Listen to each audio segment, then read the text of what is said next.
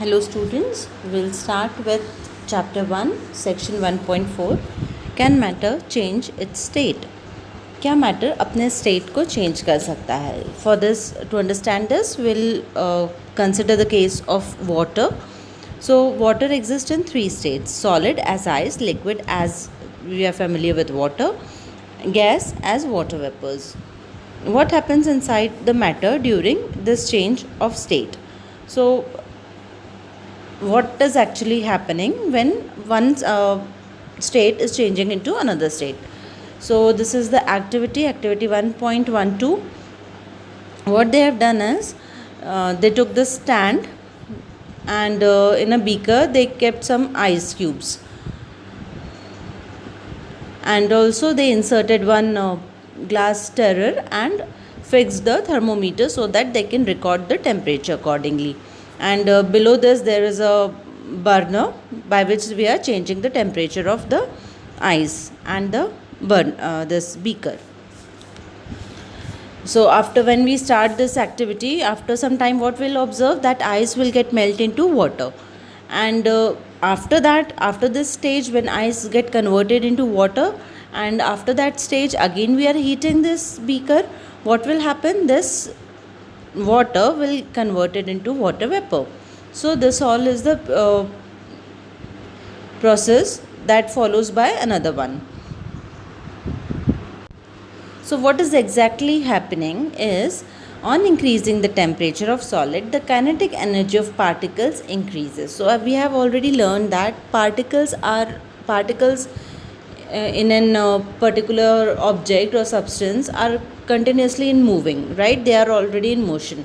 So when we increase the temperature, the kinetic energy of particles will get increased. Due to increase in kinetic energy, the particle will start vibrating with greater speed. So they got energy because heat energy is getting converted. Because of this heat energy, the kinetic energy is getting produced. So these particles vibrate with greater speed, and energy supplied by heat overcomes the force of attraction between the particles. So हमने पढ़ा है solids में जो उसका solid, why they are solid? Because they have greater intermolecular forces between them, they have strong bonds between them, इसीलिए वो ज़्यादा strong हैं. They are rigid, they have a definite shape, you cannot change their shape easily, right? So this is all because they have greater forces of bonds between them. So to overcome these great force, to break these bonds, this heat energy acts. The heat energy we are providing breaks the bonds between these particles, and now they are free to move. Now their bonds are broken. तो अब वो free हैं क्योंकि उनके जो दोनों molecules के बीच में बॉन्ड्स थे वो ब्रेक हो चुके हैं, और अब वो फ्री हैं to move easily, to move randomly, right? क्योंकि अगर उनको अगर आपको थोड़ी भी फ्रीडम दे दी जाए तो आप आराम से घूमोगे फिरोगे, बैठ के एक जगह थोड़ी पढ़ाई करोगे, राइट? सो सिमिलरली, क्योंकि आप फ्री हो, there is no pressure of studies, there is no pressure of school, there is nothing to do, there is no bond, no pressure, no force. So what you will do, you will go and roam here and there freely. Similarly ये particles होते हैं, क्योंकि उनके bond break हो जाते हैं, उनके ऊपर जो force था वो break कम हो जाता है, तो they can move easily now. A stage is reached when solid melts and converted into liquid. So after giving एक specific amount of heat energy जब उनको मिलती है, उसके बाद ये बॉन्ड ब्रेक होते हैं और सॉलिड कन्वर्ट हो जाता है liquid. The minimum temperature at which solid melts to become liquid at atmospheric pressure is called melting point. अब इसको मेल्टिंग पॉइंट कहा जाता है. जो मिनिमम टेम्परेचर चाहिए उनको जिससे सॉलिड कन्वर्ट हो जाए लिक्विड में, उसको मेल्टिंग पॉइंट कहा जाता है. मेल्टिंग तो हम लोग बचपन से देखते आ रहे हैं, आइस को हमेशा मेल्ट होते हुए देखा है हमने.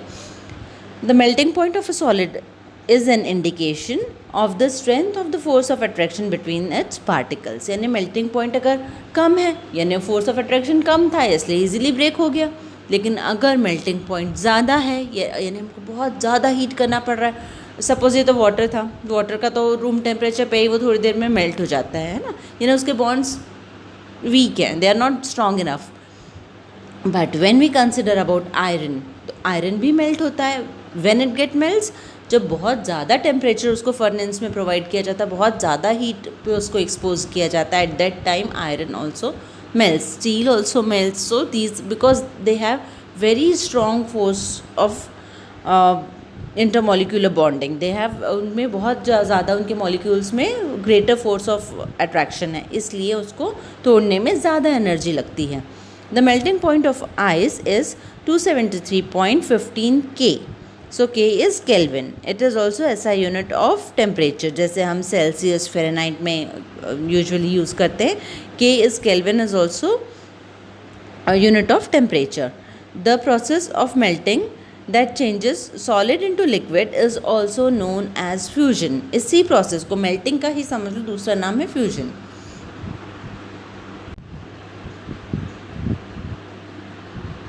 Now there is one more term. ठीक है, the latent heat. Latent heat क्या है? लेटेंट हीट वो अमाउंट ऑफ एनर्जी है जो एक पर्टिकुलर 1 kg ऑफ सॉलिड को रूम टेम्परेचर पे रूम टेम्परेचर ने प्रेशर पे मतलब एटमॉस्फेरिक प्रेशर पे आपको रिक्वायर्ड होती है to convert into fusion, convert it into its liquid thing. ठीक है, यानी सॉलिड को लिक्विड में कन्वर्ट करने के लिए 1 kg ऑफ सॉलिड को लिक्विड में कन्वर्ट करने के लिए एटमॉस्फेरिक प्रेशर पे जो हीट रिक्वायर्ड होती है उसको हम लेटेंट हीट ऑफ फ्यूजन कहते हैं. ठीक है, ये एटमॉस्फेरिक प्रेशर पे, अगर हम प्रेशर बढ़ा दें, प्रेशर कम कर दें तो ये डिफरेंट चीज़ हो जाएगी, लेकिन हम एटमॉस्फेरिक प्रेशर पे जो काम कर रहे हैं उसमें जो हीट रिक्वायर्ड होती है that is called latent heat of fusion. So particles in water at 0 degree centigrade that is Celsius and 273 Kelvin have more energy as compared to particles in ice at the same temperature. So देखो 0 degree Celsius पे आपका ice भी हो सकता है और water भी हो सकता है. आइस क्यों हो सकता है? ज़रूरी नहीं पूरा आइस कन्वर्ट हो गया हो लिक्विड में. It will take some time, right. मतलब 0 डिग्री कर दिया हमने, इसका मतलब ये नहीं एकदम से सारा चेंज हो जाएगा. It will take some time कि कन्वर्ट होने में भी, उसको बॉन्ड ब्रेक करने में भी थोड़ा सा टाइम लगेगा. सो लेकिन जो 0 डिग्री सेल्सियस पे है लिक्विड, उसमें मोर एनर्जी है as compare to the solids at the same temperature. When we supply heat energy to water, particles start moving even faster. अभी हम वाटर को और हीट दे दी. ठीक है, यहाँ तो हमारा सॉलिड कन्वर्ट हो गया था लिक्विड में, अब वाटर हो गया, उसको हमने और हीट प्रोवाइड की. What will happen at certain point at certain temperature when particles have enough energy to break and free from the forces of attraction of each other. At this temperature liquids start changing into gases. Now ये जो है water में evaporation होने लगेगा, water will get evaporated, है ना. और temperature at which liquid starts boiling at atmospheric pressure is known as the boiling point. Okay, boiling point वो temperature होता है जहाँ पे liquid start हो जाता है boil करने के लिए. Okay, उबलने लगता है, that is the boiling point of water. Boiling is a bulk phenomena. Particles from the bulk of liquid gain enough energy to change into the vapor state. यानी इसमें क्या होता है, it's a bulk phenomena, यानी पूरा का पूरा boil होने लगता है धीरे धीरे करके, है ना. इट्स अ पूरा एक, ऐसा नहीं एक पार्टिकल हो रहा है, पूरा ही चेंज होता है वो, तो it's a bulk phenomena. Liquid gain enough energy to change it into vapour states. अब वो सारा धीरे धीरे वेपर स्टेट में कन्वर्ट होने लगता है. For water this temperature is 373 Kelvin, that is 100 degree Celsius, that is 273 + 100 that is 273 Kelvin. तो वाटर का बॉइलिंग टेम्परेचर 273 Kelvin है. इसको 100 डिग्रीज़ होता है एक्चुअली, और उसको 273 में ऐड करेंगे तो हमें केल्विन में यूनिट मिल जाएगा. Can you define the latent heat of vaporisation? Vaporisation यानी वही जब उसमें वेपर्स में कन्वर्ट हो रहा है. When water in the liquid state is getting converted into vapour state at room pressure, at atmospheric pressure is called the latent heat of vaporisation. Particles in steam, that is water vapor, 273 Kelvin, 100 degrees Celsius, have more energy than that of water at the same temperature. Again उसमें ज़्यादा temperature, मतलब 100 degree पे ज़रूरी नहीं कि पूरा water एकदम से पूरा वेपर में नहीं कन्वर्ट हो जाएगा. स्लोली होगा, ग्रेजुअली, पहले थोड़ा धीरे धीरे होता जाएगा. It's a continuous process, right. पहले और हो रहा है, स्टार्ट हो गया एक बार बॉइलिंग, तो इवेपोरेशन भी और वेपराइजेशन भी स्टार्ट हो जाता है. Now so what we understood by this? We understood that the state of matter can be changed into another state by changing the temperature. यानी टेम्परेचर चेंज करने से हम स्टेट ऑफ मैटर को change कर सकते हैं. This is see in this picture कि अगर सॉलिड है उसको हीट कर दिया, लिक्विड हो गया, लिक्विड को और हीट कर दिया, गैस हो गया, गैस को कूल किया, लिक्विड में कन्वर्ट हो गया, कूल को और कूल कर दिया तो सॉलिड स्टेट में कन्वर्ट हो गया. So this is on changing the temperature the state of liquid can state of matter can be changed. Now change in state directly from solid to gas is called sublimation. ठीक है, इस process को हम कहते हैं sublimation. जब solid से directly वो गैसियस स्टेट में आ जाता है, लिक्विड स्टेट बीच में नहीं आती है. इसका एग्जाम्पल कौन सा होता है? इसका एग्जाम्पल होता है dry ice. Okay, dry ice is a solid form of carbon dioxide. ठीक है, it is use as cooling agent for frozen food preservation में यूज़ होता है. It is produced by increasing atmospheric pressure and decreasing the temperature. इस तरह से इसको बनाया जाता है. तो इसका ये ऐसे ही एग्जांपल होता है जैसे नैप्थलीन बॉल्स हैं, ये सॉलिड है, कुछ दिन आप कपूर होता है, कपूर को आप रख दोगे और वो डायरेक्टली इवेपोरेट हो जाता है. तो that is also it is changing into directly into vaporise state, vaporisation होता है इसका. Now section 1.4.2 effect of change of pressure. Effect of change of pressure से क्या फ़र्क पड़ता है? अगर हम प्रेशर चेंज कर देते हैं तो हाउ स्टेट ऑफ मैटर और अ मैटर बिहेव्स. तो जब हम प्रेशर इंक्रीज़ करते हैं तो क्या होता है, पार्टिकल्स के बीच का, सी इन दिस पिक्चर, पार्टिकल्स के बीच का जो डिस्टेंस है वो कम होता जाता है, राइट. इसका अभी ये गैशियस स्टेट में था, हमने उसको पिस्टन से उसको कंप्रेस कर रहे हैं, उसको प्रेशर, अंडर प्रेशर उसको प्रेशर इंक्रीज़ करते जा रहे हैं. सो प्रेशर इंक्रीज़ करने पे at certain point of time जब प्रेशर इतना ज़्यादा इंक्रीज़ हो जाता है कि इसमें इंटर बॉन्डिंग हो जाती है. जो थर्ड वाले आप देख रहे हो इसमें जो मॉलिक्यूल्स हैं दे गॉट बॉन्डेड, ओके, और इसलिए वो लिक्विफाइड गैस में कन्वर्ट हो जाते हैं. So it is also you have also heard about the solid carbon dioxide, that is dry ice. It is stored under high pressure. Solid carbon dioxide get converted directly into gaseous state on decreasing pressure to 1 atmosphere. अगर हम इसका pressure decrease कर दें, अभी तो बहुत high pressure में ही था, अगर इसका हम प्रेशर डिक्रीज़ कर दें तो वो लिक्विड स्टेट में आ जाता है. This is reason that the solid carbon dioxide is also known as dry ice. इसको इसलिए ड्राई आइस भी कहा जाता है. Thus we can say that the pressure and temperature determine the state of a substance, whether it will be solid, liquid और gas. तो temperature और pressure दोनों ही किसी सब्सटेंस के स्टेट को डिटरमाइन करते हैं, डिसाइड करते हैं कि वो सॉलिड होगा, लिक्विड होगा या गैस होगा.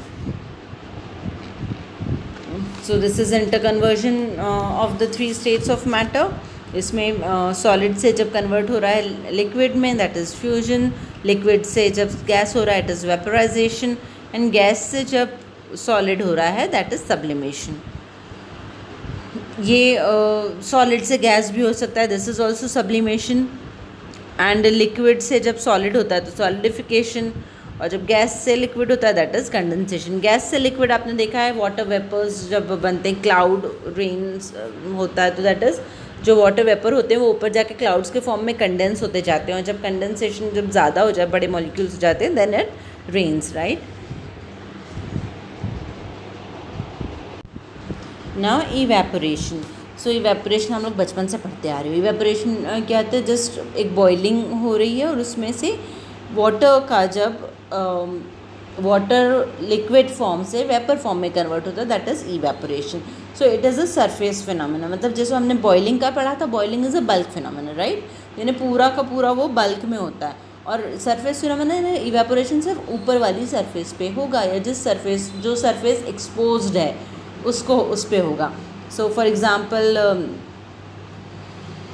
when water left uncovered slowly it changes into vapors. Wet clothes dry up, जो हम कपड़े सुखाते हैं हाउ कैसे सूखते हैं वो, because of evaporation. We know that the particles of matter are always moving and are never at rest. At given temperature in any gas liquid solid there are particles with different amounts of kinetic energy. Different particles हैं जिसमें different kinetic energy होती है.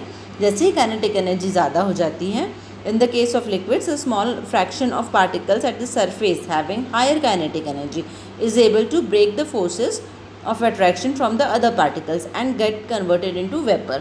यानी जो surface पे molecules होते हैं उन पे जो एटमॉस्फेरिक हीट पड़ रही है बाहर, क्योंकि हीट में ही होंगे ना, धूप रहती तभी वो फटाफट हो जाती, क्योंकि हीट जो सरफेस पे पड़ रही है उसकी वजह से सरफेस वाले मॉलिक्यूल्स में एनर्जी, काइनेटिक एनर्जी बढ़ जाती है. और जब काइनेटिक एनर्जी बढ़ जाती है तो ये बॉन्ड्स ब्रेक करके वेपराइज हो जाते हैं और गैसियस स्टेट में कन्वर्ट हो जाते हैं. अब कौन से फैक्टर्स हैं जो अफेक्ट करते हैं इवेपोरेशन को? Factors affecting evaporation. हाँ, इंक्रीजिंग द सरफेस एरिया. देखो यहाँ पे फैक्टर्स अफेक्टिंग, ये तो एक एक्टिविटी दी हुई है. फैक्टर्स अफेक्टिंग इवेपोरेशन अगर हम देखें तो इसमें आता है सबसे पहले कि अगर हम सरफेस एरिया बढ़ा दें तो what will happen if we increase the surface area. If we increase the surface area तो वाटर को इवेपोरेट होने के लिए सरफेस वाले मॉलिक्यूल्स को ब्रेक करने के लिए, बॉन्ड ब्रेक करने के लिए ज़्यादा स्पेस मिल जाएगा and they can easily break the bond and convert into gaseous state. ऐसे ही we know that evaporation is a surface phenomena. If the surface area is increased, the rate of evaporation increases. For example, while putting the clothes for drying up, we spread them out. है ना, हम कपड़ों को इसलिए फैला देते हैं. क्यों फैला के डालते हैं? ताकि वो उनका सरफेस एरिया बढ़ जाए और इवेपोरेशन जल्दी जल्दी से हो जाए और कपड़े हमारे सूख जाएँ. अब इंक्रीज़ इन टेम्परेचर, जैसे गर्मियों में फटाक से सूख जाते हैं. अभी देखो, अब अगर ह्यूमिड हो जाता है तो थोड़ा भी वेपर्स है, टेम्परेचर कम हो गया तो नहीं सूखेंगे जल्दी कपड़े. एट डिक्रीज़ इन ह्यूमिडिटी, तो अगर humidity is the amount of water vapour in the air, अगर अमाउंट ऑफ वाटर वेपर पहले से है एयर में तो हमारे कपड़े जल्दी नहीं सूखेंगे. The air around can not hold more than a definite amount of water vapour at a given temperature. If the amount of water in air is already high, the rate of evaporation decreases. ठीक है, air एक certain amount of water vapour ही hold कर सकती है, उससे ज़्यादा नहीं कर सकती है ना. तो इस रीज़न से जब ज़्यादा हो जाते हैं वाटर वेपर, ह्यूमिड ज़्यादा हो गया वो, यानी वाटर वेपर ज़्यादा हो गए एयर में, इससे हमारा इवेपोरेशन का रेट डिक्रीज़ हो जाता है. And increase in wind speed, अगर विंड स्पीड ज़्यादा है तो हमारे कपड़े फटाफट सूख जाएंगे. कैसे इवेपोरेशन जल्दी होगा? It is a common observation that clothes dry faster in a windy day. With the increase in wind speed, the particles of water vapor move away with the wind. Decrease in the amount of water vapor in the surrounding. देखो, अभी हमने कहा था air एक ही amount of water vapour hold कर पाती, ज़्यादा नहीं कर पाती है. तो जैसे वाटर वेपर इवेपोरेट हुए, हवा, विंड की स्पीड ज़्यादा है तो वो कहीं और किसी और डायरेक्शन में चले गए. तो यानी यहाँ पे जो विंड है अगेन उसमें वाटर वेपर कम है, तो इसलिए वो फटाफट इवेपोरेशन होता है, स्पीड बढ़ जाती है. How does evaporation causes cooling. अब इवेपोरेशन कूलिंग कैसे कॉज करता है? In an open vessel, the liquid keeps on evaporating. The particles of liquid absorb energy from the surrounding to regain the energy lost during evaporation. अब क्या होता है evaporation से? क्या होता है, ऊपर वाले जो particles थे उन्होंने energy absorb की और evaporate हो गए. अब अगेन वापस से सराउंडिंग में एनर्जी है, वो फिर से हीट ज़्यादा है तो एनर्जी भी ज़्यादा है हीट की, तो हीट वापस से एब्जॉर्ब की, वापस वो इवेपोरेट हो गए. इस तरह से जो सराउंडिंग का एरिया है, सारी एनर्जी अगर वाटर एब्जॉर्ब कर ले रहा है और इवेपोरेट हो जा रहा है तो जो हमारी हीट है वो कम होती जा रही है ना. हीट तो हमारी एक सर्टेन अमाउंट की है, तो हीट इससे कम हो रही है. What happens when you put some acetone nail polish to on your palm? The particles gain energy from your palm surrounding and evaporate, causing you palm to feel cool. जितने जल्दी evaporation होगा आपको उतना ठंडा लगेगा. अगर धीरे धीरे इवेपोरेट हो रहा है तो आपको ठंडा नहीं लगेगा. फटाफट इवेपोरेट हो गया, जैसे आप समर्स में है तो वाटर जल्दी से इवेपोरेट हो जाता है. अगर हम वाटर को वो करें तो वो इसलिए मुँह धोने से हमें ठंडा लगता है, right. After a hot sunny day, people sprinkle water on the roof or open ground because large latent heat of vaporization of water helps to cool the hot surface. अब जब हम पानी छिड़कते हैं ना, बाहर आंगन में पानी डाल देते हैं गर्मियों में, क्यों ऐसा करते हैं? ताकि जो हीट है वो कम हो जाए, वाटर एब्जॉर्ब कर ले और उसको वेपराइज हो जाएगा। लेकिन हमारा सरफेस तो कूल हो गया ना उससे, उसकी एनर्जी तो वाटर ने एब्जॉर्ब कर ली और वेपराइज हो गया। So this is the reason कि this is the reason why should we wear cotton clothes in summer. नहीं, इसका रीज़न था how does evaporation causes cooling. अब this is the reason how evaporation causes cooling. Now अब why should we wear cotton clothes in summer, क्योंकि during summers we perspire more because of mechanism of our body which keeps us cool. We know that during evaporation the particles of the surface of liquid gain energy from the surrounding. जब हम cotton clothes पहनते हैं तो इनके surface पे हमारा body sweat वगैरह easily absorb हो जाता है, और ये एब्जॉर्ब होने के बाद जब एयर के कांटेक्ट में आता है तो इसको कूल कर देता है ना, because it get evaporated. So we feel cool because of these cotton clothes. Okay, cotton being good absorber of water help in absorbing the sweat and exposing it to atmosphere for easy evaporation. ठीक है, see it is given in this last line. And why do we see water droplets on outer surface of glass containing ice cold water? ये तो हमें सबको पता है, अगर हमने वाटर आइस कोल्ड टम्बलर में आइस ले लिया, आइस कोल्ड वाटर ले लिया, तो outer surface of glass well उसमें वाटर के ड्रॉपलेट्स आ जाते हैं। तो क्यों आते हैं? The water vapour present in the air come in contact with the cold glass of water and loses energy. ठीक है, जो वाटर वेपर हैं वो कंडेंस हो रहे हैं। जो हमारा ये पहले वाले क्वेश्चन का था फिनोमेना इवेपोरेशन का, ये उसका उल्टा फिनोमेना है। यहाँ पे वाटर वेपर जो एटमॉस्फेयर में है वो कूल डाउन हो रहे हैं और कंडेंस हो रहे हैं, तो गैसियस स्टेट से वो कन्वर्ट हो रहे हैं लिक्विड स्टेट में, क्योंकि वहाँ पे ठंडा है, वहाँ पे एनर्जी वो लूज़ कर दे रहे हैं because of that cold surface of the glass. So this is how we can see the water droplets on the outer surface of the tumbler. I hope you understood this chapter very well. Do read this chapter. Thank you.